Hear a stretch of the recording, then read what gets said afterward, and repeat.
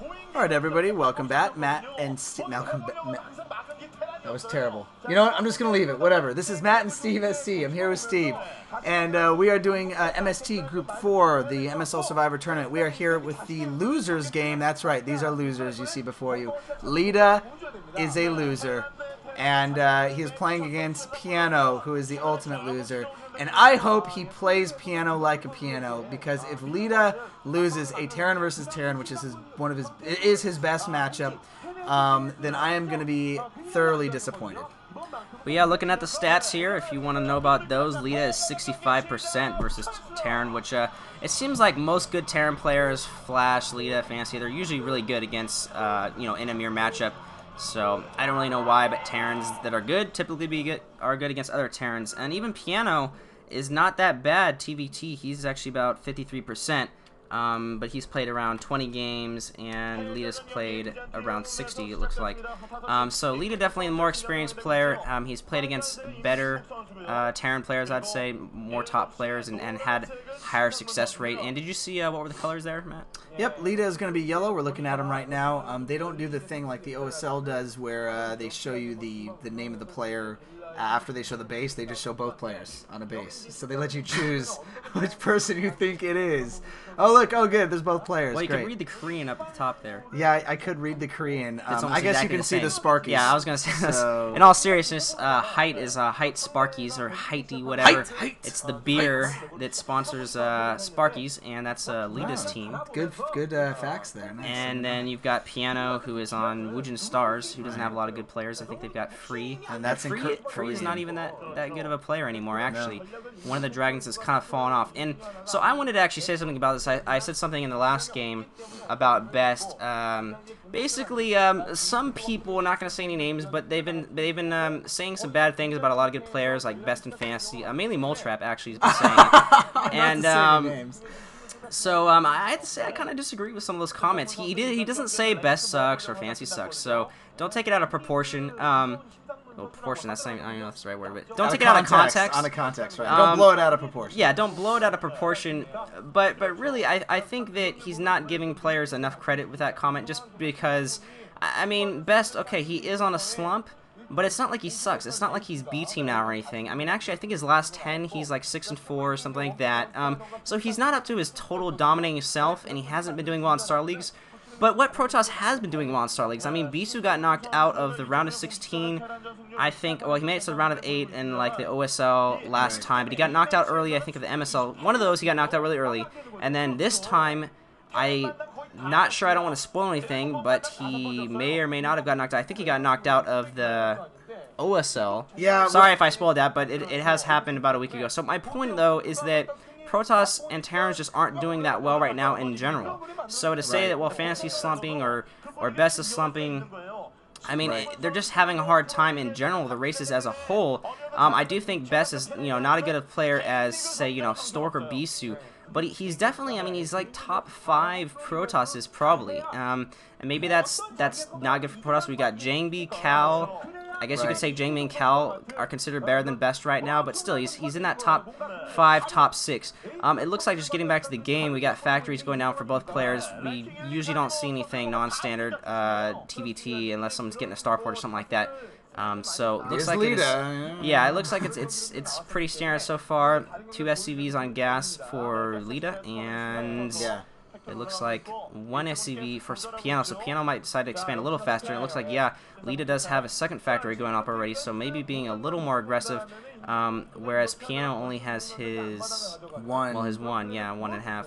Yeah, and Leta did also get the scout out, and Piano, you notice, had to search the entire map. So Piano, has about a 5-minute delay as far as scouting goes, which, of course, is to his disadvantage. He is going to expand here.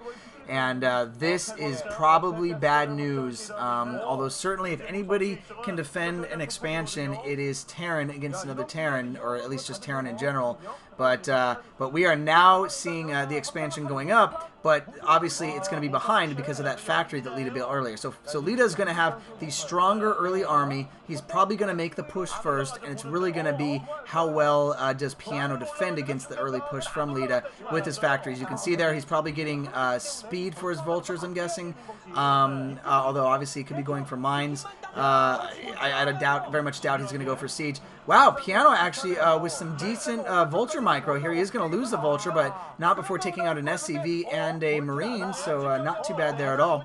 And just now getting his second factory, also getting the armory up. So either going to go for the +1 upgrade or for Goliath.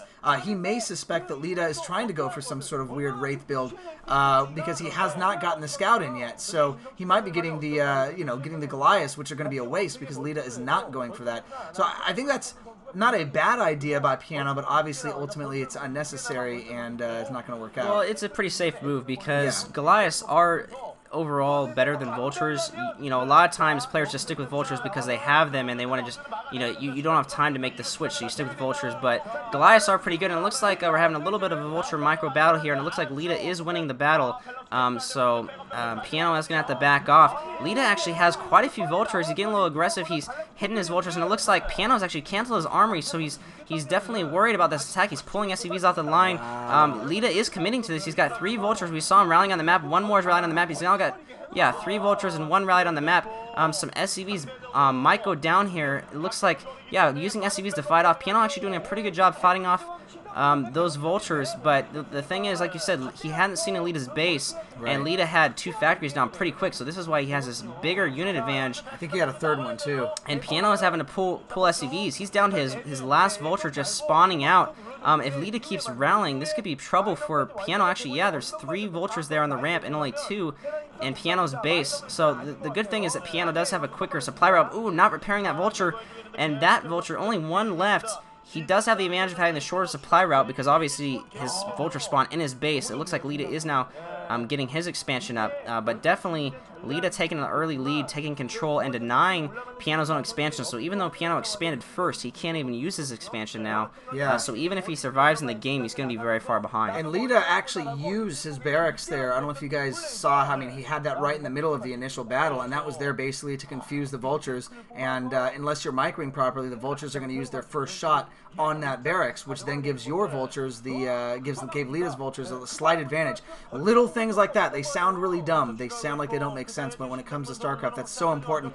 Going to try to move out here. Bear in mind, this is the downward ramp. This is the disadvantage of Byzantium. You have to get out of your base if you are contained, and I think this is going to be a very soon GG here, a lot sooner than I thought from General to Terran versus Terran games that usually go to a mid-game with tanks shelling back and forth, and it gets kind of boring. This is actually pretty exciting here, but not in the fact that I think that at this point Leta has pretty much got it. I mean, he is completely contained with vultures. You do not often see a vulture contained like this, but on a map like Byzantium, see, had the ramp been the other way around, then Piano might have been able to move out. He might have had the advantage and been able to move out here. But at this point, he's not going to be able to. These vultures are going to go in. They're going to clean up the other vultures. They are going to eventually clean up the SCVs. We see a big line of vultures on the map there coming in.